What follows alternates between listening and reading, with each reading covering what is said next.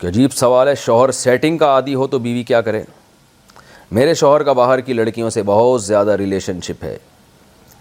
Relation ہے، یوں ہونا چاہیے۔ ہماری شادی کو 5 سال ہو گئے ہیں لیکن ان میں کوئی سدھار نہیں آیا۔ آئے دن کوئی بھی نئی لڑکی نکلی ہوئی ہوتی ہے اور اس سے وہ باتیں کر رہے ہوتے ہیں۔ میں ان سے تنگ آ گئی ہوں اور میرا دل کرتا ہے کہ میں یہاں سے بھاگ جاؤں، لیکن اپنے گھر والوں کی وجہ سے یہ بھی نہیں کر سکتی۔ اس صورت میں میں کیا کروں؟ دبئی سے نام بھی انہوں نے لیا لیکن میں نام نہیں لینا چاہ رہا ان کا، جو خاتون نے اپنا نام بھی لکھا ہوا ہے۔ ایسی صورت میں نام نہیں لکھنا چاہیے، تو کیوں شوہر کی باتیں ساری دنیا کے سامنے لے کر آ رہی ہیں؟ مطلب یہ کہ اگر نام ایکسپوز کریں گے تو سب کو پتہ چل جائے گا اچھا اس کے میاں کی بات ہو رہی ہے۔ دیکھیں یہ مرض آج کل بہت زیادہ ہے، کیونکہ 2-3 شادیوں پر بھی پابندی ہے، لڑکیاں بھی بیکار گھروں میں بیٹھی ہوئی ہیں، ان کی اپنی شادیاں نہیں ہو رہی، تو وہ مجبور ہو کے سیٹنگ کی طرف آتی ہیں، اور پھر لڑکیوں کو کھلی آزادی دی جا رہی ہے، جاب ویکینسیز میں لڑکیوں کو ترجیح دی جا رہی ہے، کمپنیوں میں کال سینٹروں میں لڑکیوں کی بھرمار ہے۔ تو اس کا یہی نتیجہ نکلے گا کہ جو شوہر وہاں جا کے جب بیٹھے گا چاروں طرف اس کو پھلجھڑیاں نظر آئیں گی تو اس کو اپنی والی تو پرانی لگنے لگے گی، اور اس کو روز نئے نئے چہرے نظر آئیں گے تو وہ کہاں اپنی بیوی کو لفٹ کرائے گا؟ تو اس کے تو یہی ہوگا۔ یہ تو کلچر کا حصہ بنتی جا رہی ہیں یہ چیزیں، اور گورنمنٹ، اب میں دیکھ رہا ہوں کہ کراچی میں خودکشیوں کا ریشو بڑھ رہا ہے، لڑکے خودکشیاں کر رہے ہیں بے روزگاری کی وجہ سے۔ اس کی ایک بہت بڑی وجہ یہ ہے کہ ویکینسیز جتنی بھی ہیں ان میں لڑکیوں کو ڈالا جا رہا ہے، لڑکیوں کو داخل کیا جا رہا ہے۔ دیکھیں لڑکی کو جاب نہ ملے وہ خودکشی کی طرف نہیں جائے گی، لڑکے کو جاب نہ ملے اس نے تو پورا خاندان چلانا ہے، وہ تو بیچارہ وہ کیا کرے گا؟ خودکشی تو حرام ہے، وہ تو ڈپریشن میں جائے گا۔ تو گورنمنٹ کو چاہیے پہلے ان بندوں کو تو پورا کریں، آپ فیکٹریوں میں اور کال سینٹرز میں پہلے ہمارے قوم کے نوجوانوں کو جاب مل جائے، لڑکے کھپ جائیں اچھی جگہوں پہ یا جاب کے لیے ان کی جو ہے نا وہ سارے سیٹ ہو جائیں، پھر اگر کچھ ویکینسیز بچتی ہیں تو آپ چلو لڑکیوں کو بھی لے آؤ۔ لڑکے ڈگریاں لے کے روڈ ناپ رہے ہیں اور لڑکیوں کے لیے دھڑا دھڑ ویکینسیز ہیں۔ ہمیں یاد ہے ہم جب جامعۃ الرشید جایا کرتے تھے صبح صبح تو ہمیں 10-15 سال پہلے لڑکیوں سے بھری ہوئی سوزوکیاں گاڑیاں نظر نہیں آتی تھیں۔ اب میں جاتا ہوں نا تو لڑکیوں کی ایک پوری کھیپ جا رہی ہوتی ہے فیکٹریوں میں۔ کیوں؟ وہ فیکٹریوں میں جا کے دواؤں کے ڈھکن لگا رہی ہیں، بوتلوں کو پیک کر رہی ہیں، یعنی جو کام مزدوروں کا تھا، جو خالصتاً لڑکوں کا کام تھا، وہ کام بھی لڑکیوں سے لیا جا رہا ہے۔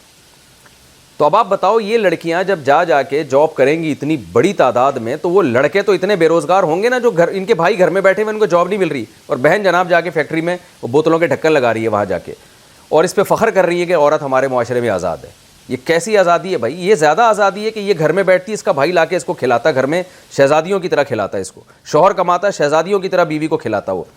تو یہ اس یورپین کلچر کا ایک بدترین اثرات ہیں جس میں مرد عورت کی ذمہ داری سے ہاتھ کھینچ رہا ہے، کیونکہ جب یہ لڑکیوں میں اور زیادہ یہ جاب کا ریشو بڑھے گا تو مرد تو بالکل ہی نکھٹو ہو جائیں گے۔ جیسے فلپائن میں ہم نے دبئی میں دیکھا ساری فلپینی لڑکیاں جاب کر رہی ہیں، اور ان کے میاں جو ہے نا وہ گھروں میں بیٹھے ہوئے مفت خوری کر رہے ہیں وہ، کیونکہ عورتوں کو وہاں چسکا لگ گیا جاب کرنے کا۔ تو یہ نیچر کے خلاف ہے، اس کو ختم کرنا چاہیے۔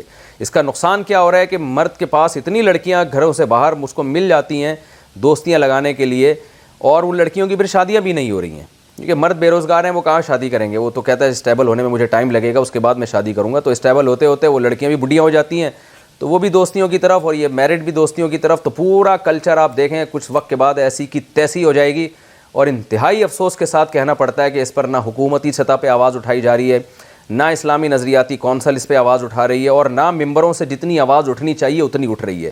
ہم بس یہ 2-4 مسائل ہیں انہی کو لے کے گھومتے رہتے ہیں، جو ایک اتنا بڑا مسئلہ ہے کہ ہمارا کلچر تباہ ہونے والا ہے۔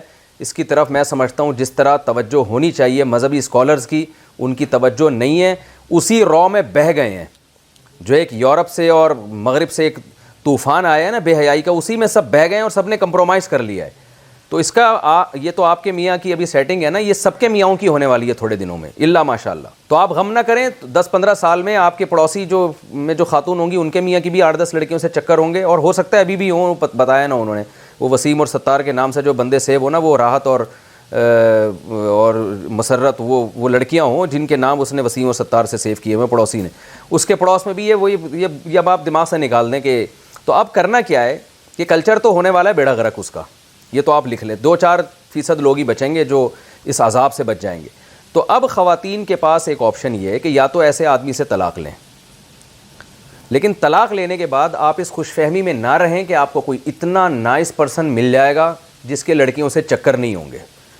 وہ صرف وہی لوگ ہوں گے جن کے تبلیغ میں 4 مہینے لگے ہوئے ہیں یا کسی بزرگوں سے بہت طویل صحبت ہیں ایسے لوگ. میں نہیں کہہ رہا کہ نہیں ہے، بدگمان نہیں ہوں، لیکن یہ بہت سمٹتے جا رہے ہیں. اور دوسری بات یہ کہ وہ آپ سے کرے گا کیوں شادی، کیونکہ لڑکیوں کی اتنی بھرمار ہے ہمارے معاشرے میں کہ میرے پاس تو فون آتے ہیں نا، کوئی خواتین اپنی بچیوں کے لیے فون کرتی ہیں، مفتی صاحب ہماری بچی کے لیے رشتہ بتا دے. تو میں کہتا ہوں پہلے 1000 خواتین نے اپنی بچیوں کے لیے کہا ہوا ہے، تو آپ کا نمبر 1001 پہ آپ کو ڈال دیتے ہیں. ان 1000 کی جب ہو جائیں گی تو 1001واں نمبر آپ کا ہے. تو کس کس کی کرائے آدمی. اسی وجہ سے ہم نے یہ رشتے کرانے کا کام ہی چھوڑ دیا ہے. تو آپ کا شوہر سیٹنگ کا عادی ہے یا کچھ بھی ہے، آپ نے یہ دیکھنا ہے کہ آپ کا فائدہ کس میں ہے. اگر آپ اس بندے سے طلاق لیں گی تو کیا بچوں کے ساتھ آپ سے کہیں اور آپ سے کوئی بندہ شادی کر لے گا جس کی سیٹنگ نہ ہو؟ پہلی بات تو یہ. اور صرف اتنا کافی نہیں ہے سیٹنگ نہ ہو، کیا وہ اتنا نان نفقہ اٹھا لے گا جتنا آپ کا شوہر نان نفقہ اٹھا رہا ہے؟ کیا وہ آپ کے بچوں کو باپ جیسی محبت دے دے گا؟ تو یہ 10 قسم کے سوالات ہیں.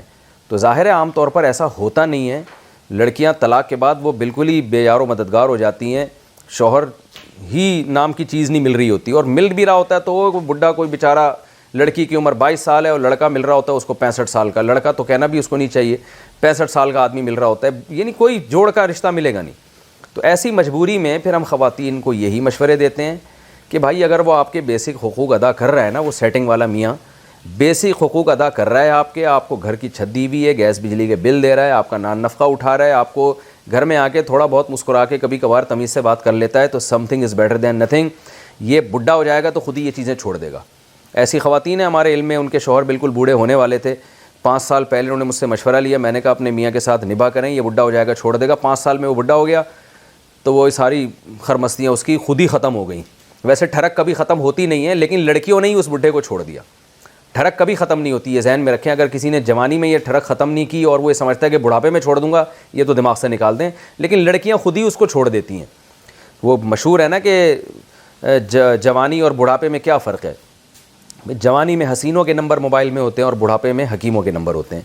تو آپ برداشت کر لیں، آپ کا میاں جو کچھ کر رہا ہے، اگر آپ کو امید نہیں ہے کہ اس سے اچھا میاں مجھے مل جائے گا، جو کہ میں نے بتایا بہت مشکل ہے، رسک والا معاملہ ہے، تو گزارا چلائیں، محبت سے میاں کو سمجھاتی رہیں، دعا بھی کرتی رہیں میاں کے لیے. تو تھوڑے دن کی بات ہے، آج کل ویسے بھی بہت جلدی لوگ، اور ٹھڑک والے لوگ تو ویسے ہی بہت جلدی بوڑھے ہو جاتے ہیں. تو یہ تھوڑے دنوں میں لڑکیاں خود ہی چھوڑ چھاڑ کے بھاگ جائیں گی، پھر یہ آئے گا آرام سے گھر میں بیٹھے گا، بیوی بچوں کے ساتھ دل لگائے گا. تو چند سال کی یہ برداشت ہے، اس کو آپ برداشت کر لیں. میرا مشورہ ہے یہ، باقی پورے حالات میں نہیں جانتا. تو جب تک کسی کے پرسنل حالات 100% معلوم نہ ہو، اس کو یقینی طور پر کوئی مشورہ دینا بہت مشکل کام ہوتا ہے. تو میں نے اوور آل ان خواتین کے لیے بات کی ہے جن کے میاں سیٹنگوں کے عادی ہو چکے ہیں. کیا دعا ہر حال میں قبول ہوتی ہے؟ جب ہماری دعائیں اللہ تعالیٰ 3 صورتوں میں ضرور قبول فرماتے ہیں تو ان 3 صورتوں سے کیا مراد ہے؟ 3 صورتیں یاد رہ گئیں وقار بھائی کو، کہ 3 عدد یاد رہ گیا، صورتیں یاد نہیں رہیں. دیکھیں جو دعا 3 صورتوں میں قبول ہوتی ہے، ایک تو یہ ہوتی ہے کہ اللہ تعالیٰ جو چیز آپ مانگ رہے ہیں اللہ تعالیٰ وہی چیز آپ کو دے دیتے ہیں. دوسری صورت یہ بنتی ہے کہ جو چیز آپ مانگ رہے ہیں وہ تو نہیں ملتی، اس کا آلٹرنیٹ مل جاتا ہے. تیسری صورت یہ ہوتی ہے کہ آخرت میں اللہ تعالیٰ اس دعا کو آپ کے لیے ذخیرہ کر دیتے ہیں اور قیامت کے دن اس کا اجر آپ کو اللہ تعالیٰ عطا فرمائیں گے. لیکن یہ 3 صورتیں ہی نہیں ہیں، اس کے علاوہ بھی صورتیں ہیں، کچھ صورتیں ہیں جس طرح سے دعا قبول ہوتی ہے. ایک صورت یہ بھی ہوتی ہے کہ آپ جو دعا مانگ رہے ہیں وہ نہیں ملتی، لیکن ہوتا یہ ہے کہ کوئی مصیبت جو آپ کی طرف آنے والی ہوتی ہے، جو آپ کو نہیں پتہ ہوتا کہ ایک مصیبت آنے والی ہے، اللہ اس مصیبت کو ٹال دیتے ہیں. تو آپ تو یہ سمجھ رہے ہوتے ہو کہ میری دعا قبول نہیں ہوئی، حالانکہ وہ آپ کی سے مصیبت ٹل رہی ہوتی ہے. بعض دفعہ یہ بھی ہوتا ہے کہ آپ کا کوئی گناہ معاف کر دیا جاتا ہے اس سے. تو ہر حال میں دعا قبول ہوتی ہے. اس کی وجہ یہ ہے کہ رسول اللہ صلی اللہ علیہ وسلم نے ارشاد فرمایا کہ اللہ تعالیٰ اس بات سے حیا کرتے ہیں کہ کوئی بندہ جب اس کی طرف اپنے ہاتھ اٹھائے ان یردہما خائبین، کہ اللہ ان ہاتھوں کو خالی ہاتھ لوٹا دے. ویسے بھی اصول ہے نا، کسی بھی بڑے سیٹھ سے جب بھیک مانگی جائے تو کوئی بڑا سخی ہو، سیٹھ ہو، تو وہ خالی ہاتھ لوٹاتے ہوئے شرم محسوس کرتا ہے اگر اس میں غیرت و حیا ہو. تو اللہ سے زیادہ تو غیرت والا کوئی بھی نہیں ہے، اللہ سے زیادہ تو جواد اور کریم کوئی بھی نہیں ہے۔ بل یداہ مبسوطتان، قرآن میں آتا ہے اللہ نے تو اپنے دونوں ہاتھ پھیلا دیے ہیں، تو یہ ممکن نہیں ہے کہ اللہ کی طرف ہاتھ اٹھائے جائیں اور وہ ان کو خالی ہاتھ لوٹا دے۔ لیکن یہ جو 4 صورتیں ہیں نا دعا کی قبولیت کی، تو اس میں ایک اہم پوائنٹ کی بات یہ ہے کہ چند صورتیں ایسی بھی ہیں جن میں دعا رد بھی کر دی جاتی ہے، یہ بھی ذہن میں رکھیں۔ یعنی ہمیشہ قبول ہونے کا مطلب جب ان قوائف کو پورا کیا جائے، تو جو اللہ نے دعا کی قبولیت کے بتائے ہیں تو دعا قبول ہوتی ہے، اگر ان قوائف کو آپ پورا نہیں کرتے تو دعا قبول نہیں ہوتی۔ ان میں ایک کیا ہے؟ حرام کھانا۔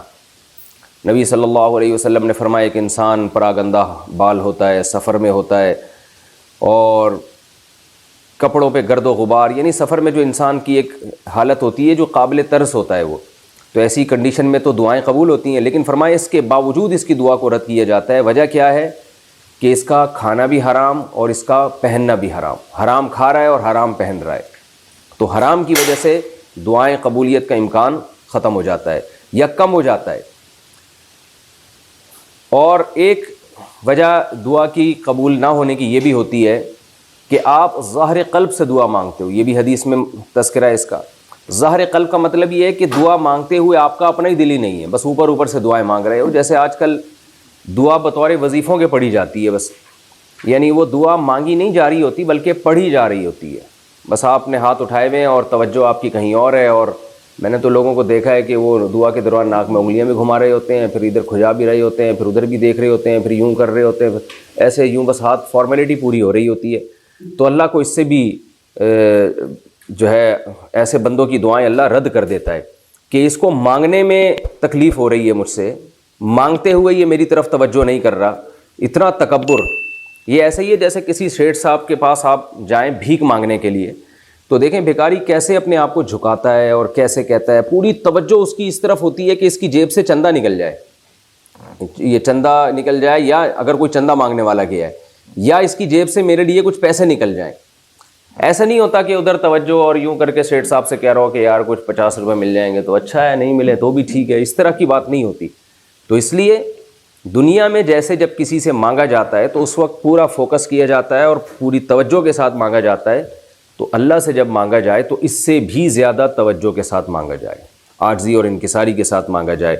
تو ایک تو یہ ہے کہ اگر ظاہر قلب سے یعنی اوپر اوپر سے دعا مانگی جائے تو اللہ نہیں اس پکار پہ اللہ جواب نہیں دیتے، اس کو رد کر دیتے ہیں کہ تجھے مانگتے ہوئے تکلیف ہو رہی ہے تو ہم کیوں تیری دعا کو ہم کیوں دعا سمجھیں۔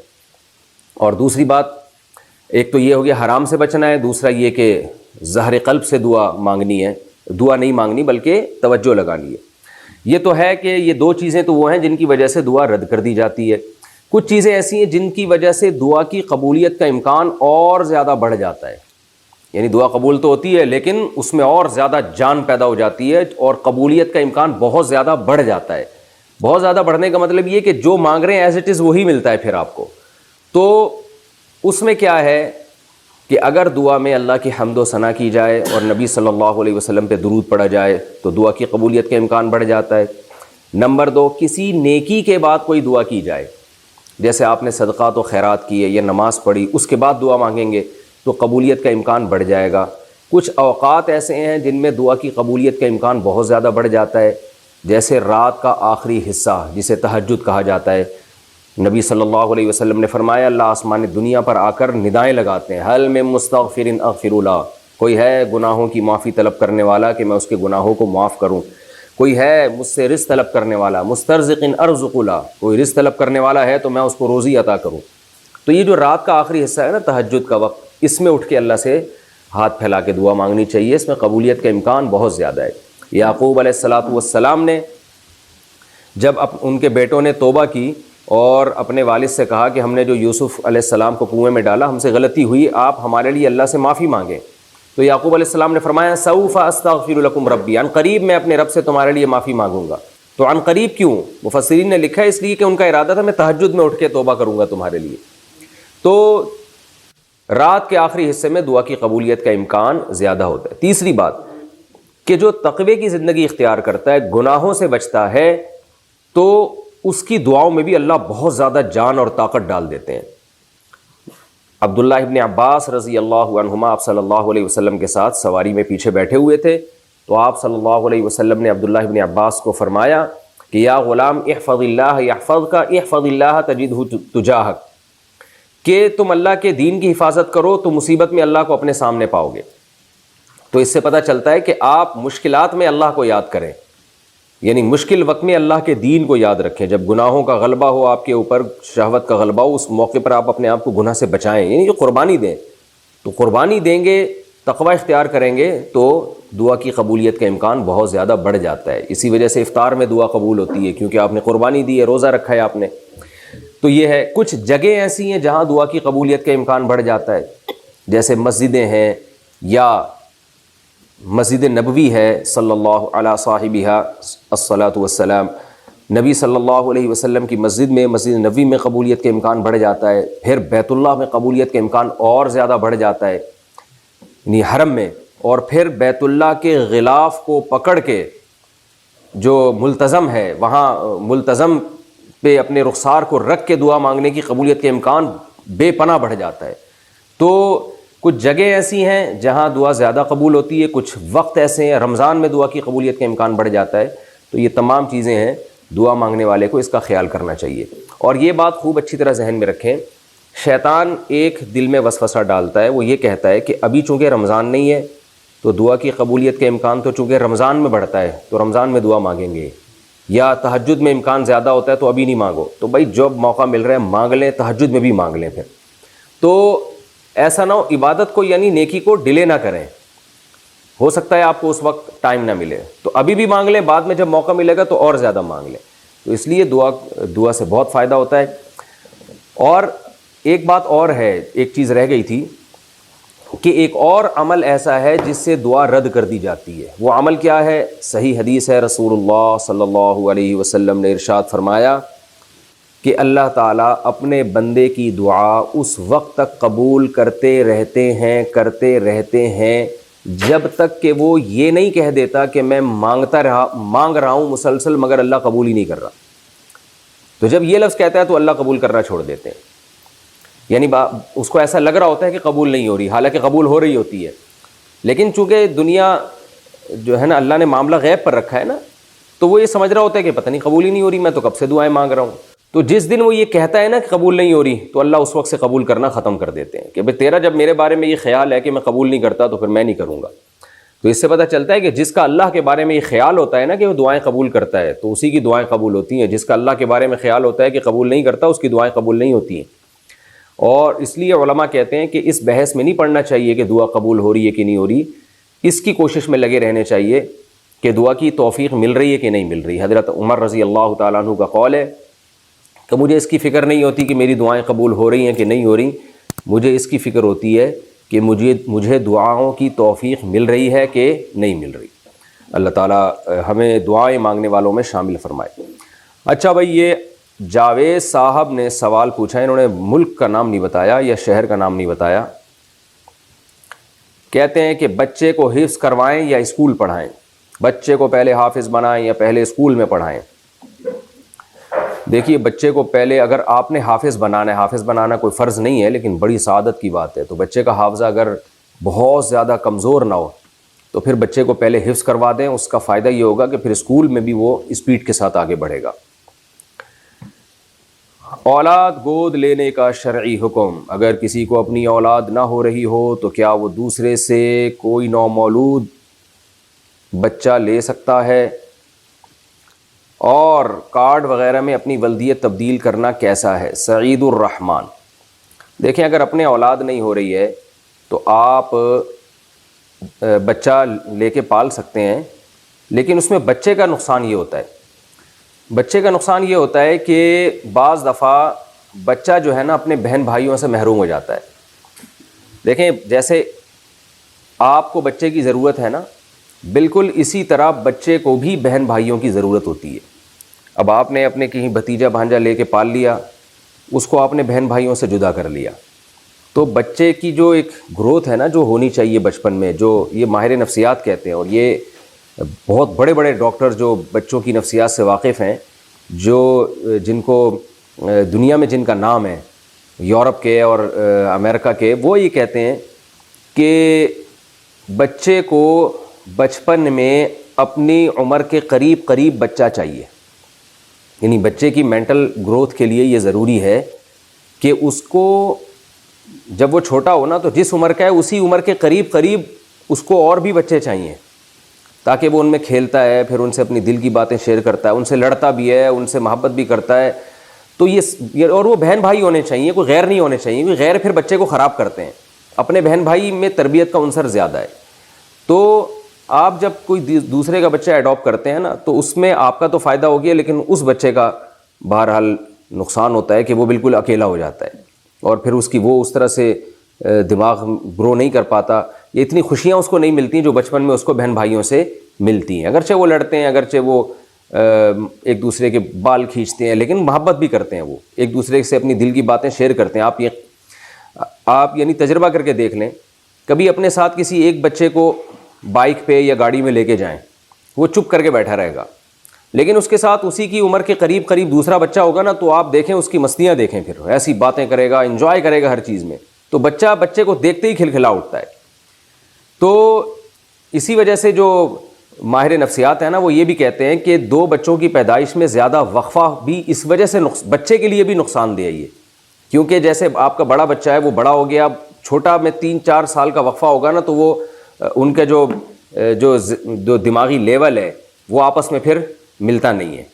تو وہ میں نے دیکھا ہے بہت سے گھروں میں کہ ایک بڑی بیٹی ہے، اس کے بعد 3-4 سال کے بعد دوسری بچی ہوئی تو وہ بڑی بچی جو ہے نا وہ تنہائی کا شکار ہو گئی، اور وہ پریشان ہوتی ہے کہ میری قریبی یعنی مجھ سے جو عمر میں قریب کوئی بہن نہیں ہے یا بھائی نہیں ہے. تو یہ فرق پڑتا ہے، بڑے ہو کر تو یہ فرق ختم ہو جاتا ہے، 4-5 سال کا وقفہ کوئی یعنی فرق نہیں رہتا، لیکن بچپن میں اس کی بڑی ایک ویلیو ہے.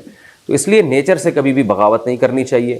پھر بھی بہرحال اگر کوئی بچہ لے کے پال لے، ماں باپ راضی ہوں اور اس میں یہ نقصانات نہ ہوں اور اس کو دوسرے بچے بھی کھیلنے کے لیے مل جائیں تو، اور وہ بچے اس کو خراب بھی نہ کریں تو جائز ہے. بہرحال یہ عمل کوئی حرام یا ناجائز نہیں ہے، لیکن اپریشیٹ میں اس کو نہیں کرتا، اور بہت سے علماء کو بھی ہم نے دیکھا ہے وہ اس کی حوصلہ افزائی نہیں کرتے. تو اس لیے ایسے بچوں کو لے لینا چاہیے جن کے ماں باپ مر گئے ہوں، یتیم ہو گئے ہوں، یا سرے سے پہلے ہی وہ جو ہے وہ کسی مسائل کا شکار ہوں، غربت کی وجہ سے یا اور کسی وجہ سے. تو ایسے بچے کو تو لے لیں بلا وجہ، اچھے بھلے کہیں بچہ کھیل کود رہا ہو تو پھر اس کو ایڈاپٹ نہیں کرنا چاہیے، میری ذاتی رائے ہے، اور یہ جو دلائل میں نے آپ کو دیے. لیکن اگر کوئی لے لیتا ہے تو پھر اس کے جو انہوں نے پوچھا ہے کہ لے پالک بچے کے لیے شناختی کارڈ وغیرہ میں اپنی ولدیت تبدیل کرنا، تو یہ تو بالکل حرام اور ناجائز ہے. اس لیے کہ قرآن مجید نے صاف طور پر کہا ہے سورہ حجاب میں، ادعوہم لآبائہم، بچوں کو ان کے باپ کی طرف منسوب کیا کرو.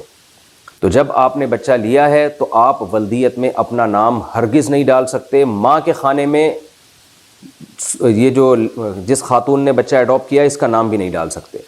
آئی ڈی کارڈ میں، تمام ڈاکومنٹس میں، ہر جگہ اوریجنل باپ اور اوریجنل ماں کا نام آئے گا. وراثت کے حکام بھی وہیں سے ہوں گے اور پردے کے حکام بھی جاری ہوں گے. تو اس میں کسی میں کوئی تبدیلی نہیں ہوگی. ہاں آپ نے 2 سال سے کم عمر کا بچہ لے کے اس کو دودھ پلوا دیا، فیڈ کروا دیا اپنے کسی محرم رشتے سے، جس کی تفصیل آپ علماء سے پوچھ سکتے ہیں، تو پھر پردے کے حکام ختم ہو جاتے ہیں. لیکن وہ بچہ آپ کا لے پالک ہے، لیکن اس پہ حقیقی بچے کے حکام شریعت جاری نہیں کرتی ہے. اس لیے آئی ڈی کارڈ میں نام تبدیل کرنے کا تو سوال ہی پیدا نہیں ہوتا. اور اگر آپ نے کوئی ایسا بچہ ایڈاپٹ کیا جس کے باپ کا پتہ ہی نہیں ہے، کسی ٹرسٹ سے کوئی بچہ لے لیا آپ نے، تو بھی قرآن کہہ رہا ہے کہ ولدیت میں اپنا نام پھر بھی نہیں ڈال سکتے آپ، کیونکہ ولدیت چینج نہیں ہوگی. اس کو اپنا دینی بھائی بنا لو، سرپرست کے میں آپ شامل کر لیں کہ میں اس کا سرپرست ہوں، لیکن باپ میں آپ اس کا نام نہیں ڈال سکتے، یعنی اپنا نام باپ کے طور پہ آپ نہیں ڈال سکتے. آج کل یہ بڑی گڑبڑ ہو رہی ہے اور یہ حرام ہے، گناہ کبیرہ ہے، اور یہ سخت غلط حرکت ہے. اور اس میں باپ اور حقیقی ماں کے ساتھ ناانصافی بھی ہے کہ جس نے جنا ہے، جس کا اصل ہے، آپ اس کی ولدیت چینج کر لیں. بعض دفعہ لوگ یہ کہتے ہیں کہ ہمارے والد صاحب بھی راضی تھے تو ہم نے اپنے والد کی رضا سے جو ہے نا نام چینج کیا ہے اور ولدیت میں فلاں کا نام ڈال دیا ہم نے. تو جو باپ اس پہ راضی ہوتا ہے نا، یہ بھی بہت غیرت کے خلاف ہے کہ آپ اپنے بلڈ کو کسی اور کی طرف منسوب کرنے پر کیسے راضی ہو گئے. کچھ غیرت کی باتیں ہوتی ہیں جو غیرت ہو تو سمجھ میں آتی ہیں معذرت کے ساتھ. تو اس لیے حقیقی باپ یا حقیقی ماں پر لازم ہے کہ وہ اپنے بچے کو اپنی مرضی سے بھی نام تبدیل کرنے نہ دیں. وہ کہیں بھائی تم جہاں بھی جاؤ گے، جس کے ساتھ بھی رہو، باپ میں ہی رہوں گا اور ماں یہ رہے گی، نام تبدیل نہیں ہوگا۔ اسلام میں جو ہے نا خونی رشتوں کی بڑی قدر ہے، ایسا ہی نہیں کہ کچھ بھی اٹھا کے کر دو۔ تو بلڈ ریلیشن کو اسلام ہمیشہ ترجیح دیتا ہے۔ سوتیلا باپ اوریجنل باپ نہیں ہو سکتا، اور سوتیلی ماں اوریجنل ماں نہیں ہو سکتی۔ تو یہ 2 اور 2 4 کی طرح اسلام نے حکام بیان کر دیے ہیں کہ چاہے سوتیلے باپ نے کتنے ہی احسان کیے ہوں، لیکن اسلام پھر بھی اوریجنل باپ کو، کیونکہ وہ بلڈ ہے آپ کا، اس کو ترجیح دی ہے۔ سوتیلی ماں نے کتنے ہی احسان کیے ہوں، اس کے احسانات کا بدلہ آپ دیں، اس کے لیے دعا مانگیں دنیا میں بھی آخرت میں بھی، لیکن اوریجنل ماں کا آلٹرنیٹ نہیں ہے وہ، اور اوریجنل ماں کے جو حقوق ہیں وہ سوتیلی کے نہیں ہو سکتے۔ تو ان سب چیزوں کو آج ہمارے معاشرے میں دھجیاں اڑائی جا رہی ہیں۔ ہم سارے حکام انگریزوں سے لے رہے ہیں، ان کے ہاں بلڈ ریلیشن کی کوئی خاص ویلیو نہیں ہے، ان کے ہاں تو جو اچھا سلوک کرے وہ بہت اچھا ہے، جو نہیں کرے تو وہ اچھا نہیں ہے۔ اسلام کہہ رہے سب سے پہلے خونی رشتے ہیں، آپ کا جو بلڈ ریلیشن ہوگا، خونی رشتہ ہوگا، وہ اچھا سلوک نہ بھی کرے تو بھی اچھا ہے، کیونکہ اس کے خونی رشتہ ہے آپ کا۔ تو اللہ تعالیٰ نے ہمیں ایک فیملی کی صورت میں، خاندانوں کی صورت میں پیدا کیا ہے۔ ایسا نہیں کہ کوئی بھی اٹھا کے کسی کو پال لے تو وہ حقیقی باپ بن گیا۔ ہاں یہ ضرور ہے کہ کسی نے آپ پر بچپن میں احسان کیا، آپ کو باپ کی جگہ باپ بن کے پالا ہے، تو آپ اس کے لیے دعا کریں، اس کے ساتھ اچھا سلوک کریں، اس کو عزت دیں۔ لیکن حقیقی باپ بہرحال حقیقی ہے، اور حقیقی ماں بہرحال حقیقی ہے۔ قرآن و سنت میں اس کی بہت زیادہ ویلیو ہے۔ لڑکا کس عمر میں بالغ ہوتا ہے؟ اگر ایک بندے کو 17 سال کی عمر تک احتلام نہ ہو تو اس کے لیے کیا حکم ہے؟ کیا ان پر شریعت کے احکام لاگو ہوں گے؟ سمیع صاحب چترال سے۔ دیکھیے، لڑکا ہو یا لڑکی، لڑکا بالغ ہوتا ہے جب فرسٹ ٹائم اس کو نائٹ فال ہوتا ہے، احتلام ہو جاتا ہے، اور لڑکی بالغ ہوتی ہے جب اس کو مینسز آنا شروع ہو جاتے ہیں۔ لیکن اگر کسی لڑکے کو 15 سال کی عمر میں بھی احتلام نہیں ہوا، نائٹ فال نہیں ہوا، تو 15 سال میں وہ بالغ ہی سمجھا جائے گا۔ اور لڑکی کو بھی اگر 15 سال تک حیض نہیں آیا تو لڑکی بھی 15 سال میں بالغ ہی سمجھی جائے گی، اور شریعت کے تمام احکام اس پر لاگو ہوں گے۔ اور 15 سال سے مراد یہ جو عیسوی تاریخ ہے یہ نہیں ہے، بلکہ اس میں اسلامی سال کا اعتبار ہوگا۔ تو اسلامی سال 10 دن پہلے ختم ہو جاتا ہے، تو اس لیے اسلامی سال کے لحاظ سے دیکھا جائے گا کہ یہ 15 سال کا کب 15 سال کا لڑکا ہوا ہے اور لڑکی کب 15 سال کی ہو گئی ہے۔ تو اس پہ بلوغت کے حکام جاری ہوں گے، اور ان پر نماز جو اگر وہ چھوڑیں گے تو ان کو قضا کرنی پڑے گی، نماز چھوڑنا ان کے لیے گناہ کبیرہ ہو جائے گا۔ تو یہ تمام احکام جو ہے یہ 15 سال کی عمر میں لاگو ہوتے ہیں اگر 15 سال تک کسی کو احتلام نہ ہو۔ ٹخنے چھپانے کا گناہ، ٹخنے چھپانے کا گناہ ہوتا ہے، اس بارے میں وضاحت فرما دیں۔ کیا ہر وقت گناہ ہوتا رہتا ہے؟ کچھ لوگوں نے انجانے میں ٹخنے چھپائے ہیں تو ان کا کیا حکم ہے؟ سردار وقاص رحیم یار خان۔ ٹخنے چھپانا گناہ کبیرہ ہے۔ رسول اللہ صلی اللہ علیہ وسلم نے ارشاد فرمایا، ما اسفل من الازار الی الکعبین ففی النار، جو ازار کا حصہ ٹخنوں کو چھپائے گا، ڈھکا ہوا ہوگا نیچے، تو وہ حصہ جو ٹخنوں کا وہ حصہ ہے، آپ صلی اللہ علیہ وسلم نے فرمایا وہ آگ میں جلے گا۔ بہت شدید وعیدیں ہیں۔ کسی صحابی کو آپ صلی اللہ علیہ وسلم نے ٹخنے ڈھانکنے کی اجازت نہیں دی، خود آپ صلی اللہ علیہ وسلم کے ازار بھی اوپر اٹھا ہوتا تھا، اور آپ صلی اللہ علیہ وسلم نے یہ بھی فرمایا کہ جو مسبل ازار ہے، اپنی شلوار کو نیچے یا ازار کو نیچے لٹکانے والا ہے، لا یرید بذالک الا المخیلہ، اس کا ارادہ تکبر کے علاوہ کچھ بھی نہیں ہوتا، تو اس لیے اس عمل کو تکبر قرار دیا گیا ہے۔ تو اس بحث میں نہیں پڑھنا چاہیے کہ اس میں تکبر ہے یا نہیں، یہ کبر ہی سمجھا گیا ہے۔ حضرت ابو بکر رضی اللہ تعالی عنہ سے بعض لوگ استدلال کرتے ہیں کہ حضرت ابو بکر رضی اللہ تعالی عنہ نے نبی سے فرمایا کہ یا رسول اللہ، میرا ازار بعض دفعہ نیچے چلا جاتا ہے، مجھے پتہ نہیں چلتا، تو آپ نے فرمایا انک لست ممن جرہ خیلا، تم ان لوگوں میں سے نہیں ہو جو تکبر کی وجہ سے ٹخنے لٹکاتے ہیں، یعنی ازار لٹکاتے ہیں۔ تو بعض لوگ کہتے ہیں کہ دیکھو حضرت ابو بکر کو جیسے اجازت مل گئی اس لیے کہ ان کے دل میں تکبر نہیں تھا، تو ہمیں بھی اجازت ہے، ہمارے دل میں بھی تکبر نہیں ہے۔ تو اس حدیث کا جواب یہ ہے کہ اس حدیث میں نبی صلی اللہ علیہ وسلم نے حضرت ابو بکر کو اجازت نہیں دی ہے۔ کوئی ایک روایت بھی نہیں ملتی کہ حضرت ابو بکر اپنا ازار نیچے لٹکایا کرتے تھے، کہیں بھی نہیں ملتا۔ حضرت ابو بکر بھی اٹھا کے رکھتے تھے۔ تو نبی نے تو حضرت ابو بکر کو یہ تسلی دی ہے کہ تمہارا جو بے خیالی میں ازار نیچے چلا جاتا ہے تو ہمیں یہ یقین ہے کہ آپ تکبر کی وجہ سے ایسا نہیں کرتے۔ یہ مطلب نہیں تھا کہ آپ نیچے کر لیا کریں، وہ تو یہ کہ بے خیالی میں جو آپ سے ہو جاتا ہے تو اس پہ آپ کو گناہ نہیں ملے گا۔ ورنہ حضرت ابو بکر، حضرت عمر، جتنے بھی صحابہ ہیں سارے اپنے ازار کو اٹھاتے تھے۔ حضرت عمر میں بھی تکبر نہیں تھا، لیکن حضرت عمر اس میں بہت سختی کیا کرتے تھے کہ وہ دیکھتے اگر کسی کا ازار ٹخنوں سے نیچے تو کوڑے سے خبر لیتے تھے، اس کی کوڑا مارتے تھے، اس کے ٹخنوں کے اوپر اٹھاتے تھے۔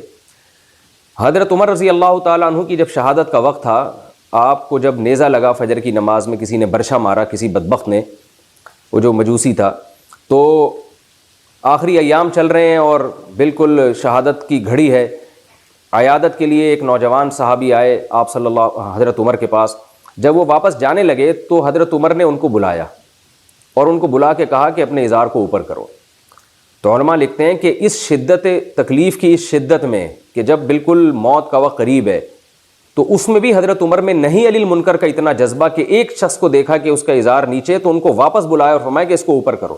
تو صحابہ کرام اس مسئلے میں بہت حساس تھے، اور افسوس اس پر ہوتا ہے کہ آج باقاعدہ امام جو ہے نا، نماز پڑھاتے ہوئے ان کے ازار نیچے لٹکے ہوئے ہوتے ہیں، اور اپنی طرف سے دلائل انہوں نے گھڑ لیے ہیں کہ ایک کپڑے کو فولڈ نہیں کرنا، تو یہ پینٹ فولڈ نہیں کر سکتے، تو یہ نہیں کر سکتے، تو فولڈ نہیں کرو، اور شلوار کو اوپر سے موڑو نہیں، کیونکہ حدیث میں فولڈ کرنے سے منع کیا ہے. حدیث میں کہیں بھی فولڈ کرنے سے منع نہیں کیا ہے.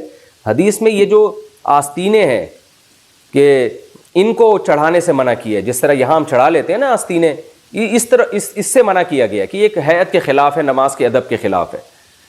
تو اس کا یہ مطلب نہیں ہے کہ آپ پینٹ نہیں فولڈ کر سکتے یا شلوار کو اوپر موڑ نہیں سکتے، وہ تو موڑنا پڑے گا آپ کو. نبی صلی اللہ علیہ وسلم نے فرمایا ان اللہ لا يقبل صلاة رجل مسبل ازارہ، اللہ اس شخص کی نماز قبول نہیں کرتے جو اپنے ازار کو لٹکانے والا ہو.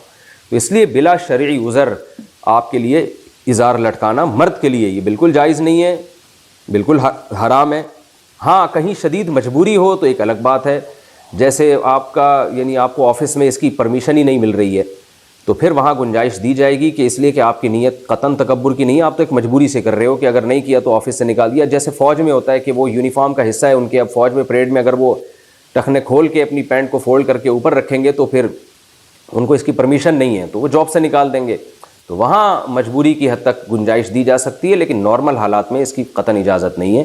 اور علماء صلحاء پہ تو یہ بالکل بھی سوٹ نہیں کرتا، اور جو ایک سنت طریقہ ہے لباس کا وہ اسی کو فالو کرنا چاہیے. تو اس لیے اس میں بہت سخت شریعت کا حکم ہے، تو اس کو ہلکا نہیں لینا چاہیے. ہاں عورت کے لیے جائز ہے، بلکہ جائز کیا اس کے لیے تو لازم اور واجب ہے کہ وہ اپنے شلوار کو اور اپنے لباس کو ٹخنوں سے نیچے رکھے، بلکہ گھسیٹے نیچے کی طرف. الٹا زمانہ آ گیا کہ خواتین نے اپنی پنڈلیاں کھولی ہوئی ہیں اور مرد جو ہے وہ اپنی جو ہے وہ شلواروں کو ڈھانک رہے ہیں نیچے کی طرف اور نیچے تک لے کر جا رہے ہیں. اور میں آپ کو دعوے سے کہتا ہوں کہ اگر انگریز نے اپنی پینٹ فولڈ کرنا شروع کر دی نا اور ٹخنے کھولنا شروع کر دیے تو یہ ہمارے ملک میں فیشن بن جائے گا. یعنی آج ہمارے نوجوانوں کو جو ہے نا وہ شرم آ رہی ہوتی ہے کہ اپنی شلوار کو یا پینٹ کو ٹخنوں سے اٹھائیں، لیکن یہ شرم اس وقت تک آ رہی ہے جب تک انگریز نہیں کر رہا یہ کام. جس دن انگریز نے اس کو فیشن بنا لیا نا، گورے نے، کہ یہ جو ہے وہ پینٹ کو اوپر تک لے کے جائے گا، تو سب میں یہ فیشن آ جائے گا، تو ان کو پھر اس میں جو ہے نا عار محسوس نہیں ہوگی. تو اس لیے بھائی جو پہلے ایک کام کر لیں انگریز کے آنے سے پہلے ایک کام کر لیں، سنت بھی ہے، ثواب بھی ہے، اور اس میں انسان کی بقا بھی ہے، یعنی بچت بھی ہے تکبر سے. تو نبی صلی اللہ علیہ وسلم، صحابہ کرام، تابعین سب یہی کیا کرتے تھے. آپ نے جب حضرت عثمان رضی اللہ تعالیٰ عنہ کو صلح حدیبیہ میں بھیجا نا حضرت عثمان کو، تو حضرت عثمان کی شلوار جو ہے نا ازار اوپر تھا، تو مشرکین مکہ آپ کا مذاق اڑانے لگے کہ یہ دیکھو کیسا ازار پہنا ہوا انہوں نے. تو حضرت عثمان نے فرمایا جس کا مفہوم ہے کہ میں تمہاری وجہ سے اپنے پیغمبر کے طریقے کو نہیں چھوڑ سکتا. تو ہمیں بھی اس پہ فخر ہونا چاہیے. کیا ہے لوگ 2-4 دن باتیں بنائیں گے، اس کے بعد ختم ہو جائے گا معاملہ. کیا نام لیے بغیر غیبت کر سکتے ہیں؟ اگر کسی کا نام لیے بغیر اس کے پیٹھ پیچھے بات کی جائے کہ فلاں نے ایسا کیا یا ایسا کہا، تو کیا یہ بھی غیبت میں شمار ہوگا؟ جبکہ بہت سے علماء نام لیے بغیر اس طرح مذاق کی باتیں کر رہے ہوتے ہیں. ہادیہ گل، ڈیرہ اسماعیل خان. نہیں، نام لیے بغیر اگر کسی کی برائی کی جائے اور کسی کو پتہ ہی نہ چلے کہ کس کے بارے میں بات ہو رہی ہے، تو پھر یہ غیبت میں نہیں آتا. غیبت کا تو مقصد یہ ہوتا ہے کسی کو رسوا کر دینا لوگوں کے سامنے. تو جب پتہ ہی نہیں بات کس کی ہو رہی ہے تو رسوا کہاں سے ہوگا؟ اور یہ نبی صلی اللہ علیہ وسلم سے بھی ثابت ہے. آپ صلی اللہ علیہ وسلم بعض دفعہ نام لیے بغیر یہ کہا کرتے تھے ما بال اقوام، لوگوں کو کیا ہو گیا کہ وہ اس طرح کر رہے ہیں. حالانکہ وہ لوگ نہیں ہوتے تھے، وہ ایک فرد ہوتا تھا، لیکن اس کا نام لیے بغیر آپ صلی اللہ علیہ وسلم تذکرہ کر دیا کرتے تھے. تو اگر کسی کا نام ہائی لائٹ نہیں ہو رہا، نہ اس کی طرف لوگوں کی توجہ جا رہی ہے، تو پھر کسی کی برائی بیان کرنا یہ غیبت نہیں ہے. ہاں ویسے ہی بار بار برائیاں بیان کرنا لوگوں کی، تو اس سے معاشرے میں برائی کم ہونے کے بجائے بعض دفعہ پھیلنے کا زیادہ خطرہ ہوتا ہے. اس کا خیال کر لینا چاہیے. تصویر والی پلیٹ میں کھانا کھانا، کھانا کھانے والی پلیٹ میں پرندے کی تصویر ہو مگر چھوٹی ہو تو کیا اس پلیٹ میں کھانا کھانا جائز ہوگا؟ رضوان اکرم انڈیا سے۔ دیکھیے جو پرنٹڈ تصویر ہوتی ہے نا، بلا ضرورت اس کا بنانا، چہرے کی تصویر، یہ حرام ہے، گناہ ہے۔ تو لیکن اگر تصویر ایسی جگہ پر ہو جہاں اس کی تعظیم نہیں ہوتی تو بنانا تو پھر بھی ٹھیک نہیں ہے، لیکن پھر اس کو مٹانا لازم نہیں ہوتا۔ مثال کے طور پہ فرش پہ تصویر بنی ہوئی ہے چہرے کی، جاندار کی، تو یہ بھی بنانا صحیح نہیں تھا، لیکن یہ کہ یہ چونکہ پاؤں کے نیچے آ رہی ہے، روندی جا رہی ہے، تو اس میں تصویر کی تعظیم نہیں ہے، تو اس لیے اس کا مٹانا لازم نہیں ہے۔ اسی طرح چادر پہ تصویر ہے جس پہ آپ سوتے ہیں، لیٹتے ہیں، تو اس کو بھی کیونکہ وہ توہین ہو رہی ہے نا، آپ کے پاؤں اس کے اوپر آ رہے ہیں۔ تو اسی طرح یہ جو پلیٹ کے اندر تصویر ہے، اس میں بھی آپ بیٹھ کے کھانا کھا رہے ہیں، تو یہ بھی کوئی قابل تعظیم نہیں ہوتی، تو اس لیے اس میں انشاءاللہ گناہ نہیں ہوگا، لیکن احتیاط اسی میں ہے، بہتر یہی ہے کہ ایسے برتن نہ خریدے جائیں اور ان کو مٹا دیا جائے، ان تصویروں کو بھی، تاکہ تصویر سازی کی جو ہے نا یہ لوگ حرام کی طرف نہ جائیں۔ حرام سے بھی بچنا چاہیے اور وہ چیز جو حرام کی طرف لے کے جاتی ہے اس سے بھی بچنا چاہیے۔ تو ایسے برتن مارکیٹ میں بہت مل رہے ہیں جن میں تصویریں نہیں ہیں، تو آپ کیوں ایسے برتن خریدتے ہیں جو تصویروں والے ہیں؟ پرندوں کو شوقیہ پالنا کیسا ہے؟ پرندوں کو پنجرے میں بند کر کے گھروں میں رکھنا کیسا ہے؟ جیسے لوگ طوطے وغیرہ یا دیگر پرندے شوقیہ گھر میں رکھتے ہیں۔ شاہد احمد راول پنڈی سے۔ جائز ہے بشرطے کہ ان کے آرام کا اور ان کی خوراک کا پراپر خیال کیا جائے۔ آرام کا مطلب یہ ہے کہ میں نے دیکھا بعض لوگ لائٹیں جلا کے رکھتے ہیں 24 گھنٹے، پرندے سوتا ہی نہیں ہے، اس سے اس کا دماغ خراب ہونا شروع ہو جاتا ہے۔ پرندے تو اپنے ٹائمنگ کے بڑے پابند ہوتے ہیں، تو ان کے آرام کا بھی خیال رکھنا ضروری ہے اور خوراک کا بھی خیال رکھنا ضروری ہے۔ آپ سفر پہ چلے گئے، وہ پتہ ہی نہیں کہ کیا ہو رہا ہے۔ اور بعض لوگ اتنا تنگ پنجرا بناتے ہیں کہ اڑنے والا جانور بیچارہ ہل نہیں سکتا اس میں، تو یہ بھی بے پناہ تکلیف ہے۔ تو پنجرا اتنا تو ہو کہ کوئی چھوٹا پرندہ ادھر سے اڑ کے وہاں تک تو جا سکے، وہ اس کو بالکل ایسے تنگ کر دینا کہ وہ بہت سخت اس میں مصیبت میں پڑ جائے، تو یہ بھی بہت ہی بری حرکت ہے، ناپسندیدہ حرکت ہے۔ تو پرندے کے آرام کا، یعنی جانور کے آرام کا، خوراک کا خیال کیا جائے تو پھر یہ پالنا جائز ہے، اس میں کوئی گناہ نہیں ہے۔ دودھ پیتے بچے کی الٹی کیا ناپاک ہے؟ یہ سوال پوچھا ہے جی ام عیسیٰ نے مان صحرا سے۔ دودھ پیتا بچہ اگر ماں کے کپڑوں پر الٹی کر دے تو کیا یہ کپڑے ناپاک ہو جائیں گے؟ دیکھیے دودھ پیتے بچے کی الٹی اور بڑی عمر کے آدمی کی الٹی کے احکام میں کوئی فرق نہیں ہے۔ اگر منہ بھر کے الٹی ہوئی ہے، یعنی منہ بھر کا مطلب کہ بہت زیادہ الٹی ہوئی ہے اور منہ فل جیسے بھر جاتا ہے، تو چاہے بڑے کی الٹی ہو یا بچے کی الٹی ہو، دونوں ناپاک ہیں۔ اگر وہ یعنی یہ ہتھیلی کی گہرائی جو ہے نا، جو 5 روپے کا آج کل سکہ ہوتا ہے، اس کے بقدر اگر لگی ہوئی ہے تو کپڑا ناپاک ہے، اس سے کم ہے تو شریعت میں معاف ہے وہ۔ اور اگر تھوڑی سی الٹی ہے تو چاہے چھوٹے بچے کی ہو یا بڑے کی ہو، وہ پاک ہے۔ اور عام طور پہ بچوں کو الٹی نہیں ہوتی، اہکائی سی آتی ہے، وہ جب دودھ پیتے ہیں تو تھوڑی سی وہ قے کرتے ہیں، وہ الٹی نہیں ہوتی، وہ تو وہی دودھ ہوتا ہے جو اوپر رکھا ہوا ہوتا ہے، وہی ریپیٹ ہو جاتا ہے، تو وہی واپس آ جاتا ہے، تو وہ الٹی نہیں ہے، وہ بالکل پاک ہے، اس میں وہم نہیں کرنا چاہیے۔ فجر کے بعد سونا کیسا ہے؟ فجر کی نماز کے بعد کیا سونا جائز ہے؟ علی صاحب ملیشیا سے۔ اسلاف میں بہت سے حضرات ایسے گزرے ہیں جن سے فجر کے بعد سونے کی ممانعت منقول ہے، البتہ قرآن و حدیث میں ایسی کوئی ممانعت نہیں ہے، ایسی کوئی دلیل نہیں ہے جس سے پتہ چلتا ہو کہ فجر کے بعد سونا ناجائز ہے۔ اسلاف اس کو ناپسند کیا کرتے تھے۔ اس لیے کیوں ناپسند کرتے تھے؟ اس لیے کہ اسلام نے جو ہمیں احکام دیے اور فطرت نے جو احکام دیے ہیں، اس سے یہ بہرحال پتہ چلتا ہے کہ یہ کوئی سونے کا ٹائم نہیں ہے۔ دیکھیے اگر فجر کے بعد اسلام نے ہمیں سلانا ہوتا تو فجر کی نماز میں اٹھاتا کیوں ہمیں اسلام؟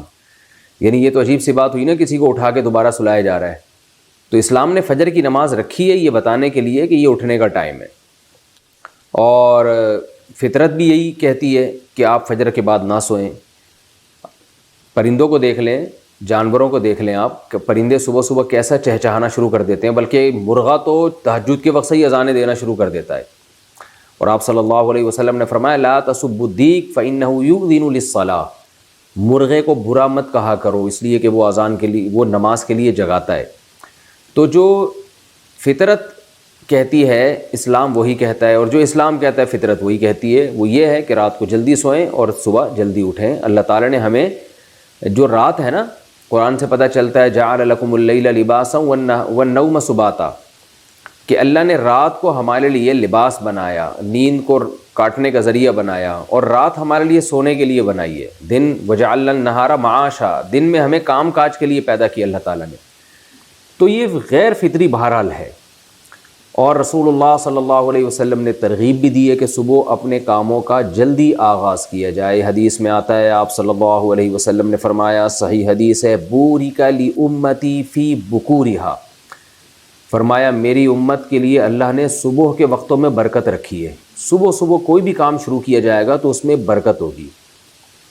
افسوس کے ساتھ کہنا پڑتا ہے کہ بہت سے غیر مسلموں نے اس پر عمل شروع کر دیا ہے۔ چائنا میں آپ دیکھیں لوگ صبح صبح اٹھ جاتے ہیں۔ میں تھائی لینڈ میں تھا، فجر کی نماز کے بعد میں نکلا تو ساری مارکیٹیں کھلی ہوئی تھی، تو جو کام مسلمانوں کے کرنے کا تھا وہ غیر مسلم کر رہے ہیں۔ ہاں البتہ یہ ہے کہ جب آپ رات جلدی سوئیں اور صبح جلدی اٹھ جائیں تو پھر دوپہر کو قیلولہ کریں، سونے کا ٹائم دوپہر کو ہے، اس کی بہت تاکید ہے قرآن و سنت میں۔ قیلوا فإن الشیطان لا یقیل، آپ صلی اللہ علیہ وسلم نے فرمایا قیلولہ کیا کرو، شیطان قیلولہ نہیں کرتا۔ اور صحابہ، تابعین، اسلاف سب کی سنت ہے۔ گورے یہاں تک لکھتے ہیں کہ جب مسلمانوں کی خلافتیں تھیں تو پورا اہل اسلام دوپہر کو کھانے کے بعد سویا کرتا تھا، تھوڑی دیر آرام کرتے تھے، اور اس سے بہت زیادہ انسان کو طاقت ملتی ہے، دماغی بھی جسمانی بھی سکون بھی ملتا ہے، اور وہ بہت تیار ہو جاتا ہے بہت دیر تک کام کاج کرنے کے لیے۔ تو جو سونے کا جو نیچرل ٹائم ہے وہ ہے عشاء پڑھتے ہی آپ سو جائیں، اور رات کو بہت جلدی اٹھیں آپ، یعنی 5 6 7 گھنٹے، 5 گھنٹے 6 گھنٹے، کسی کو بہت زیادہ سو لیا تو 7 گھنٹے سو جائے گا، تو 5 6 گھنٹے کی نارملی نیند پوری کرنے کے بعد آپ اٹھ جائیں، اور پھر فجر کی نماز سے 10 15 منٹ پہلے آپ تھوڑی دیر کے لیے ایک شارٹ نیپ جسے کہہ سکتے ہیں، بہت تھوڑی سی دیر آرام وہ کر لیں، وہ بھی سنت ہے۔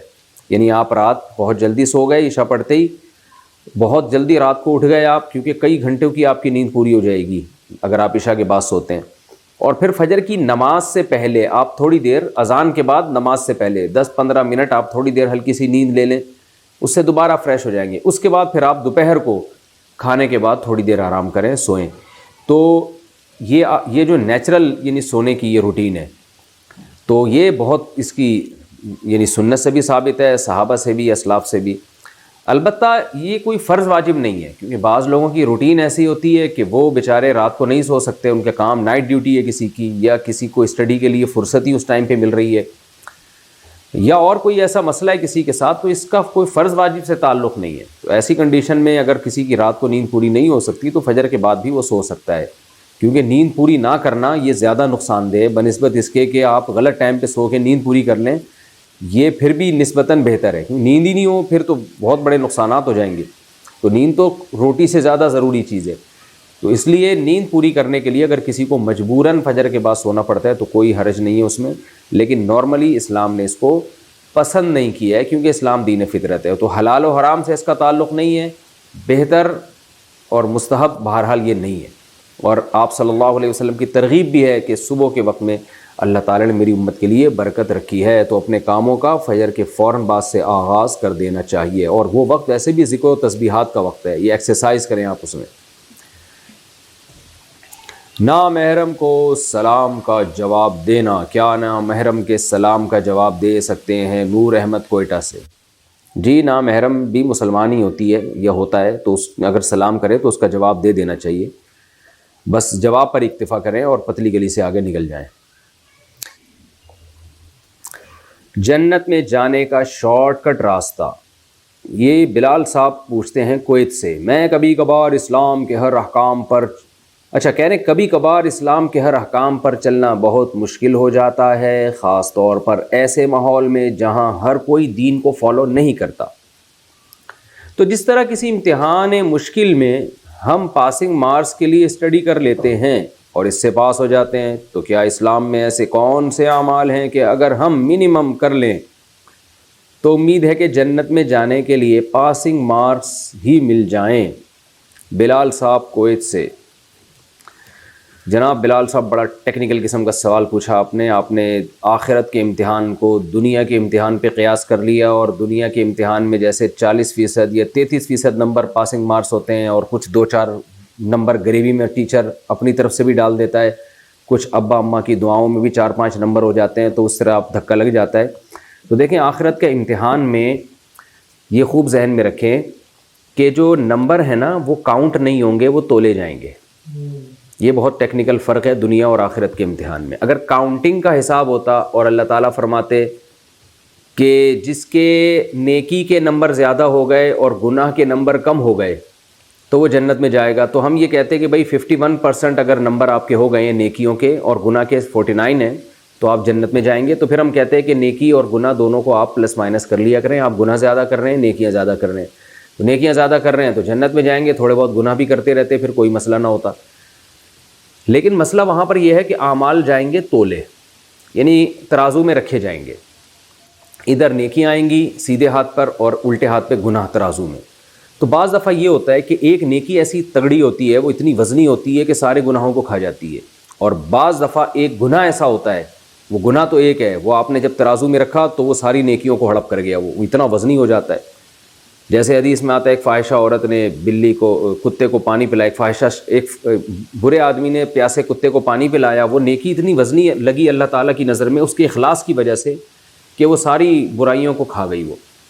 لیکن بعض دفعہ الٹا بھی ہو جاتا ہے کہ ایک نیک عورت نے بلی کو باندھ لیا اور بھوکا پیاسا مار دیا، تو وہ جرم اتنا وزنی ہو گیا جس کی وجہ سے اس کی ساری نیکیوں پہ وہ غالب آ گیا، تو وہ جہنم میں چلی گئی. تو اب ہمیں نہیں پتہ کون سی نیکی کا وزن بہت زیادہ ہے، کون سے گناہ کا وزن بہت زیادہ ہے. تو ہم نے ہر گناہ سے بچنا ہے اور اپنے اعمال میں زیادہ سے زیادہ نیکیوں کو ہم نے جمع کرنا ہے. کسی نیکی کو ہم نے حقیر نہیں سمجھنا. تو یہ کام پوری زندگی کا ہے. کوئی لگا بندہ ایسا نہیں ہے کہ آپ کو ہم یوں کہہ دیں یا قرآن و سنت نے بتا دی یہ کر لو تو بس جنت میں چلے جاؤ گے. نہ نہ نہ نہ نہ.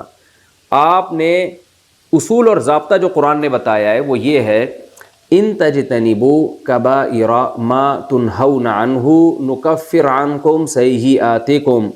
اللہ فرماتے ہیں جن کبیرہ گناہوں سے ہم نے تمہیں بچنے کا حکم دیا ہے ان سے بچ جاؤ. بس صغیرہ اور چھوٹی موٹی خطائیں ہم معاف کر دیں گے. تو کبیرہ گناہوں سے بچنا بہرحال ضروری ہے، اور فرائض اور واجبات پورے کرنا بھی بہرحال ضروری ہے. علماء کہتے ہیں آپ فرائض پورے کر لیں، واجبات اور سنت مؤکدہ ان کو پورا کر لیں آپ، اور نوافل بے شک چھوڑ دیں آپ. باقی نوافل اپنے اعمال میں آپ جمع کرتے رہیں تاکہ گناہوں کا پلڑا اگر بھاری ہونے لگا تو کچھ نوافل کام آ جائے اور یہ نیکی کے پلڑے کو جھکا دیں تو بہت اچھی بات ہے. لیکن اصول یہ ہے کہ جو فرائض واجبات اور سنت مؤکدہ کو پورا کرے گا اور کبیرہ گناہوں سے بچے گا تو پھر اللہ کا وعدہ ہے کہ میں اس کو جنت میں داخل کروں گا. پھر ایسا نہیں ہو سکتا کہ اللہ خام خام ایک چھوٹے سے گناہ کو وزن دے کے اور اتنا وزنی بنا دے کہ اس کی ساری نیکیوں کو کھا جائے. وزنی جو بنتا ہے وہ کبیرہ گناہ بنتا ہے، صغیرہ نہیں بنتا. تو صغیرہ اگر کبھی کبھار ہو جائے تو اتنے گھبرانے کی بات نہیں ہے. ہاں صغیرہ کا اصرار کرنا، اس کو بار بار بار بار بار بار کرتے رہنا تو وہ بھی کبیرہ بن جاتا ہے. جیسے بد نظری کرنا یہ صغیرہ گناہ ہے، کبھی کبھار ہو گئی توبہ استغفار کر لے انسان، لیکن لوگ چھوڑتے نہیں ہیں. جو اس کے عادی ہیں وہ کرتے ہی رہتے ہیں تو یہ صغیرہ ہونے کے باوجود یہ کبیرہ بن جاتا ہے. زنا کرنا تو کبیرہ گناہ ہے اور بد نظری کرنا یہ صغیرہ گناہ ہے. لیکن بد نظری کی لت پڑ جائے، عادت پڑ جائے تو یہ بھی کبیرہ بن جاتی ہے پھر.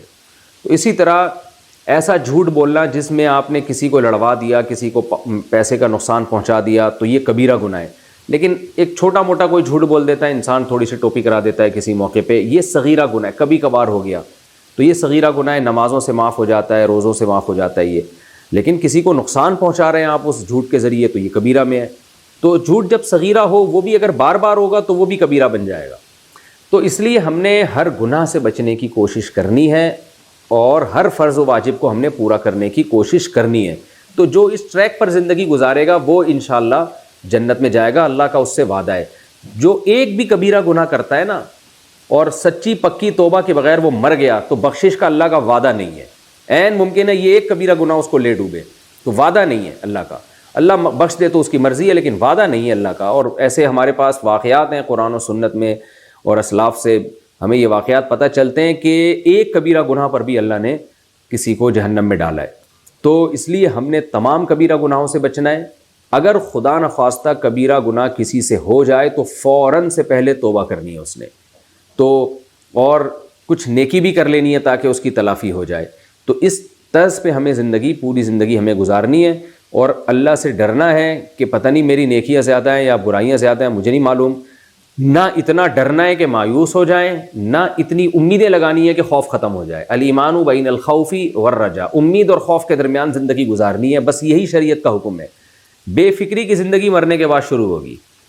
مرنے کے بعد اگر آپ کو اللہ نے اچھا ٹھکانہ دے دیا تو اب بے فکر ہو جائیں، مرنے سے پہلے پہلے کسی کو کچھ نہیں پتہ کیا ہونے والا ہے، اس لیے کرتے کرتے ڈرنا ہے اور ڈرتے ڈرتے کرنا ہے۔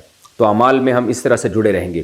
باقی احادیث میں اور کچھ طریقے ہیں کہ جن میں شارٹ کٹ طریقے سے ہم جنت میں جا سکتے ہیں، جیسے نبی صلی اللہ علیہ وسلم نے فرمایا الجہاد مختصر طریق الجنہ، جہاد جنت کا مختصر ترین ذریعہ ہے، راستہ ہے۔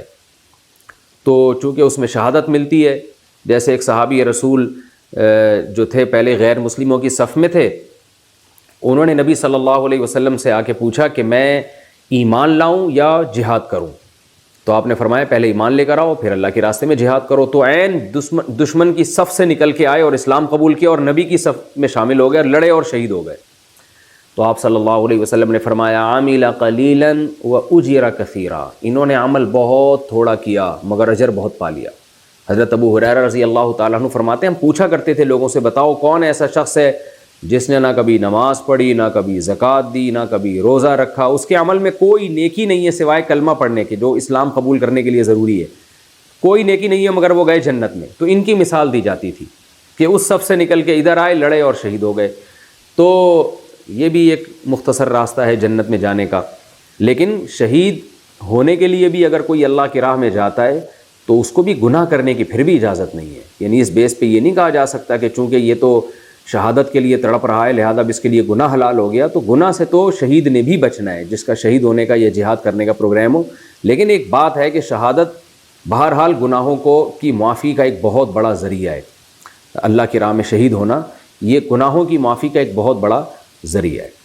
تو یہ نبی صلی اللہ علیہ وسلم نے جہاد کو مختصر راستہ قرار دیا ہے جنت میں جانے کا۔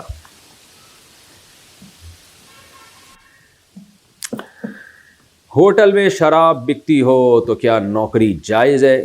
ایسا ہوٹل جس میں شراب بھی بیچی جاتی ہو، اس میں کام کر سکتے ہیں یا نہیں؟ محمد التمش انڈیا سے۔ جس ہوٹل میں شراب بکتی ہے اس میں آپ کا کام اگر جائز کام ہے، یعنی آپ شراب دینے میں معاون اور مددگار نہیں بن رہے، آپ کسی کسٹمر کو شراب نہیں پکڑاتے ہیں، تو پھر آپ کے لیے اس میں جاب جائز ہے۔ یعنی آپ کا کام اگر جائز ہے تو پھر ہوٹل میں اگر شراب بھی بک رہی ہو تو اس سے آپ کے کام پہ کوئی فرق نہیں پڑے گا۔ یہ دیکھا جائے گا کہ آپ کوئی حرام یا ناجائز چیز تو نہیں، جو لوگ بھی کھانا کھانے کے لیے آ رہے ہیں ان کو تو نہیں سرو کر رہے، یہ تعاون تو نہیں کر رہے، یعنی خود بھی شراب نہیں دے سکتے آپ، کسی کو اشارہ بھی نہیں کر سکتے کہ جاؤ اس کو جا کے شراب دے دو۔ تو اگر ایسا نہیں ہے تو پھر آپ کے لیے جاب اس میں جائز ہے، آپ سے مراد جو بھی جاب کر رہا ہو۔ غیر مسلم کے لیے دعا کرنا کیسا ہے؟ کسی غیر مسلم کے لیے اسلام کی ہدایت کی دعا مانگنا کیسا ہے؟ نیز کیا غیر مسلم کے لیے کسی دنیاوی چیز مثلاً صحت، مال وغیرہ کی دعا بھی کر سکتے ہیں یا نہیں؟ شاداب صاحب گجرات سے۔ دیکھیے غیر مسلم کے لیے دنیا میں تو دعائیں جائز ہیں، زندگی میں اس کی مال کی دعا بھی، صحت کی دعا بھی، ہدایت کی دعا تو ویسے ہی کرنی چاہیے جو نبی صلی اللہ علیہ وسلم کیا کرتے تھے۔ لیکن موت کے بعد غیر مسلم کے لیے دعا جائز نہیں ہے۔ آپ اس کے لیے یہ نہیں کہہ سکتے کہ اللہ اس پہ رحم کرے، یہ بھی نہیں کہہ سکتے کہ اللہ اس کی مغفرت کرے۔ تعزیت کر سکتے ہیں آپ لواحقین سے، یعنی کوئی غیر مسلم دنیا سے چلا گیا تو اس کے رشتہ داروں کو تسلی کے جملے کہہ سکتے ہیں کہ ہمیں غم ہوا اس کے دنیا سے جانے کا، لیکن یہ جملہ نہیں کہہ سکتے کہ اللہ آپ کی میت کی مغفرت کرے، اللہ اس کے گناہوں کو معاف کرے یا اللہ اس پہ رحم کرے۔ تو موت کے بعد غیر مسلم کے لیے کسی بھی قسم کی دعا جائز نہیں ہے، کیونکہ موت نے اس بات پر ٹھپا لگا دیا ہے کہ یہ شخص اللہ کی بغاوت میں دنیا سے گیا ہے۔ زندگی میں تو اس کا چانس ہوتا ہے شاید توبہ کر لے، تو توبہ کی دعا بھی کی جا سکتی ہے، لیکن جب دنیا سے چلا گیا تو قرآن نے صاف پابندی لگائی ہے۔ آپ کو پتہ ہے اس دنیا میں ابراہیم علیہ السلام سے بہتر کون ہو سکتا ہے، اور آپ سے زیادہ اپنے والدین کا خیر خواہ کون ہو سکتا ہے؟ ابراہیم علیہ السلام کے والد مشرک تھے، اللہ نے ابراہیم علیہ السلام پر پابندی لگا دی تھی کہ اپنے باپ کے لیے بھی آپ ان کے مرنے کے بعد دعا نہیں کر سکتے۔ تو جب ابراہیم خلیل اللہ کے لیے جائز نہیں تھا کہ اپنے والد کے لیے دعا مانگے، تو آپ کے لیے کسی اور غیر مسلم جو آپ کے والدین بھی نہیں ہوں ان کے لیے موت کے بعد دعا مانگنا کیسے جائز ہو گیا؟ تو اسلام نے اس بارے میں دو ٹوک بات ہمیں بتائی ہے کہ اس کے لیے دعا نہیں کی جا سکتی. دنیا میں زندگی میں کر سکتے ہیں, اس کی مدد بھی کر سکتے ہیں. عورت کا ماں کی قبر پر جانا, کیا عورت قبرستان میں اپنی والدہ کی قبر کی زیارت کے لیے جا سکتی ہے یا نہیں؟ دیکھیے, عورت کے لیے قبرستان جانا مکروہ ناپسندیدہ عمل ہے, تو اس لیے اس عمل سے اجتناب کرنا چاہیے. حرام نہیں ہے, اگر مکمل سخت پردے کی پابندی میں زندگی میں ایک آدھ دفعہ چلی جائے اور وہاں جا کے کوئی بے پردگی بھی نہ ہو اور رونا دھونا بھی نہ ہو اور قبرستان کے آداب کا بھی خیال ہو, اور ایسا بھی نہ ہو کہ ایک دو کے جانے سے عورتوں میں یہ رواج ہی چل نکلے کہ سبھی جا رہی ہیں قبرستان. تو ان تمام چیزوں کا اگر ایسا خطرہ نہ ہو تو پھر ایک آدھ دفعہ کوئی خاتون اگر قبر پہ چلی جائیں تو اس کی گنجائش ہے. لیکن بہرحال اس عمل کی حوصلہ افزائی نہیں کی جا سکتی, کیونکہ جب اس طرح ایک آدھ جائیں گی تو پھر ظاہر ہے پھر خواتین تو پھر جانا شروع کر دیں گی. اس کو اس شریعت میں پسند نہیں کیا گیا. غیبت کا کفارہ کیا ہے؟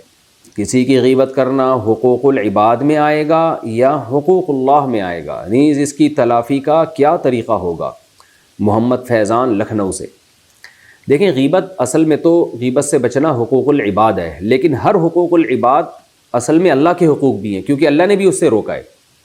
اب جب آپ کسی کی غیبت کرتے ہیں تو ایک تو اس کی عزت کا آپ جنازہ نکال رہے ہیں, اس کو لوگوں کے سامنے رسوا کر رہے ہیں, تو اس حوالے سے تو یہ اللہ کے بندوں کا حق ہے جو آپ ضائع کر رہے ہیں. لیکن اللہ نے ہمیں غیبت سے منع کیا ہے, تو آپ غیبت کر کے اللہ کے حکم کو توڑ کر اللہ کا حق بھی ضائع کر رہے ہیں. تو جتنے بھی حقوق العباد ہیں نا, وہ بھی حقیقت میں حقوق اللہ ہی ہیں. ان کو حقوق العباد اس لیے کہہ دیا جاتا ہے کہ ان سے براہ راست نقصان جو ہو رہا ہوتا ہے وہ بندوں کو ہو رہا ہوتا ہے, اس لیے کہہ دیا جاتا ہے. ورنہ حقیقت میں جو حقوق العباد ہے وہ اللہ کے حقوق بھی وہی ہیں. تو اس لیے غیبت سے بچنا چاہیے. اور قرآن مجید میں اللہ نے کیا فرمایا؟ اَيُحِبُّ أَحَدُكُمْ أَن يَأْكُلَ لَحْمَ أَخِيهِ مَيْتًا فَكَرِهْتُمُوهُ, تم چاہتے ہو کہ اپنے مردہ بھائی کا گوشت کھاؤ تو اس کو تم ناپسند کرو گے. تو مردہ بھائی کا گوشت کھانا, کیونکہ مردہ اپنا دفاع نہیں کر سکتا, تو جس کی غیبت کی جا رہی ہے وہ موجود نہیں ہے, وہ بھی بیچارہ اپنا دفاع نہیں کر سکتا, تو اس لیے اللہ نے اس کو یوں حکم دیا ہے کہ ایسے جیسے مردہ کا گوشت کھانا. باقی اگر غیبت ہو گئی ہے تو اس کی تلافی کا کیا طریقہ ہوگا؟ تلافی کا ایک غلط طریقہ ہے, ایک صحیح طریقہ ہے. غلط طریقہ یہ ہے کہ آپ نے جس کی غیبت کی ہے اس کو جا کے آپ بتائیں کہ بھائی جان میں نے آپ کی غیبت کی ہے, میں آپ سے معافی مانگتا ہوں. اب اس کے دل میں یہ وسوسے آنا شروع ہو جائیں گے, پتہ نہیں کیا غیبت کی ہے, پتہ نہیں کیا کہا ہے اس نے. اگر آپ بتا دیں یہ کہا ہے تو ایسا نہ ہو تیش میں آ کے آپ کے دو جڑ دے وہ, پھر آپ سارا دن اس کی غیبتیں ہی کرتے پھریں گے, پھر تو اور زیادہ. تو اس لیے علماء کہتے ہیں جس کی غیبت کی ہے اس سے براہ راست جا کے یہ معافی مانگنا کہ میں نے آپ کی غیبت کی, آپ معاف کر دیں, یہ طریقہ غلط ہے, اس سے نفرتیں اور زیادہ پھیلیں گی. تو اس کا طریقہ یہ ہے کہ سب سے پہلے